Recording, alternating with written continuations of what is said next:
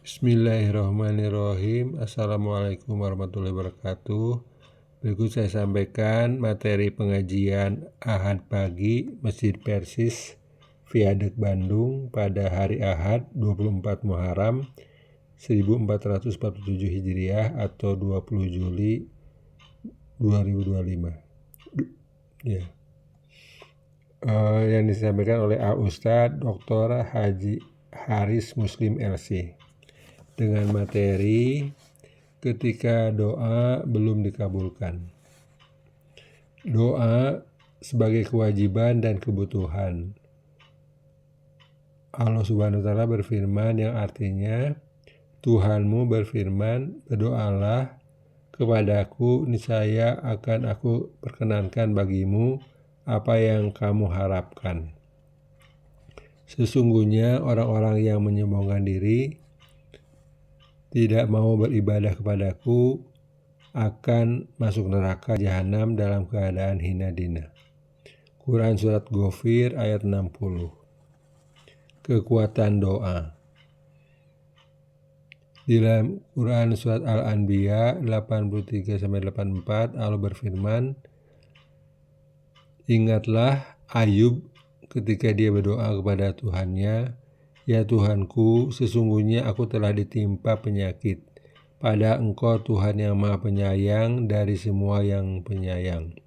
Maka kami mengabulkan doanya. Lalu kami lenyapkan penyakit yang ada padanya. Kami mengembalikan keluarganya kepadanya, dan kami melipat gandakan jumlah mereka sebagai suatu rahmat dari kami dan pengingat bagi semua yang menyembah kami. Al-Anbiya 83-84. Selanjutnya di surat Al-Anbiya, ingatlah pula Zunnun atau Yunus ketika dia pergi dalam keadaan marah, lalu dia menyangka bahwa kami tidak akan menyulitkannya. Maka dia berdoa dalam kegelapan yang berlapis-lapis. Tidak ada Tuhan selain Engkau, Maha Suci Engkau. Sesungguhnya aku termasuk orang-orang zalim. Kami lalu mengabulkan doanya dan kami menyelamatkan dari kedukaan. Demikianlah kami menyelamatkan orang-orang mukmin. Al-Anbiya 87-88. Selanjutnya masih di Al-Anbiya, ingatlah Zakaria ketika dia berdoa kepada Tuhannya, ya Tuhanku, janganlah Engkau biarkan aku hidup seorang diri tanpa keturunan, sedang Engkau adalah sebaik-baik waris. Maka kami mengabulkan doanya, menganugerahkan Yahya kepadanya, dan menjadikan istrinya dapat mengandung. Sesungguhnya mereka selalu bersegera dalam mengerjakan kebaikan dan berdoa kepada kami dengan penuh harap dan cemas. Mereka adalah orang-orang yang khusyuk kepada kami. Al-Quran Surat Al-Anbiya ayat 89-90. Selanjutnya di Surat Al-Anfal, Allah Subhanahu wa taala berfirman, ingatlah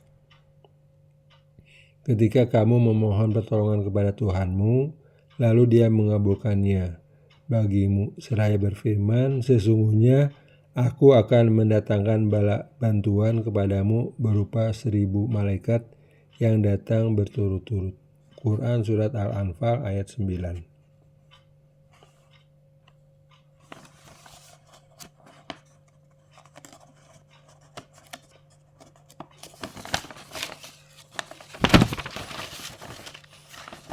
Syarat ijabah doa pertama adalah ikhlas. Maka sembahlah Allah dengan mengikhlaskan ketaatannya kepadanya meskipun orang-orang kafir tidak menyukai. Quran Surat Ghafir ayat 14. Yang kedua, jangan campuri dengan yang haram. Dari Abu Hurairah radhiyallahu anhu, ia berkata, Rasulullah SAW bersabda, sesungguhnya Allah itu baik, tidak menerima sesuatu kecuali yang baik. Dan sesungguhnya Allah telah memerintahkan kepada orang-orang mukmin seperti apa yang telah diperintahkan kepada para rasul. Allah berfirman, wahai para rasul, makanlah dari segala sesuatu yang baik, dan kerjakanlah amal soleh. Al-Mu'minun ayat 51. Dan dia berfirman, wahai orang-orang yang beriman, makanlah dari apa-apa yang baik yang telah kami berikan kepadamu. Al-Baqarah 172.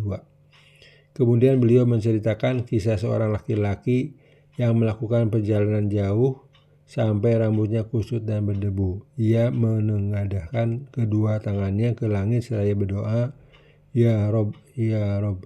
Sedangkan makanannya haram, minumannya haram, pakaiannya haram, dan diberi gizi dengan makanan haram. Maka bagaimana orang seperti ini dikabulkan doanya? Hadis riwayat Muslim. Sahih Muslim nomor 1015. Ketiga, yakin akan janji Allah. Dari Abu Hurairah radhiyallahu anhu, ia berkata, Rasulullah SAW bersabda, berdoalah kepada Allah seiring dengan keyakinan bahwa doa itu pasti dikabulkan. Ketahuilah bahwa Allah tidak akan mengabulkan doa dari hati yang lalai dan main-main. Hadis riwayat Tirmidzi. Ketika doa belum diijabah. Dari Abi Sa'id Al-Khudri radhiyallahu anhu, dari Nabi SAW beliau bersabda, tidaklah seorang muslim memanjatkan doa yang di dalamnya tidak ada unsur dosa dan memutus silaturahim, melainkan Allah akan memberinya salah satu dari 3 perkara. 1. Ada kalanya segera dikabulkan doanya. 2. Ada kalanya doa itu disimpan untuknya di akhirat. 3. Ada kalanya ia dihindarkan dari keburukan yang semisal dengan apa yang ia minta.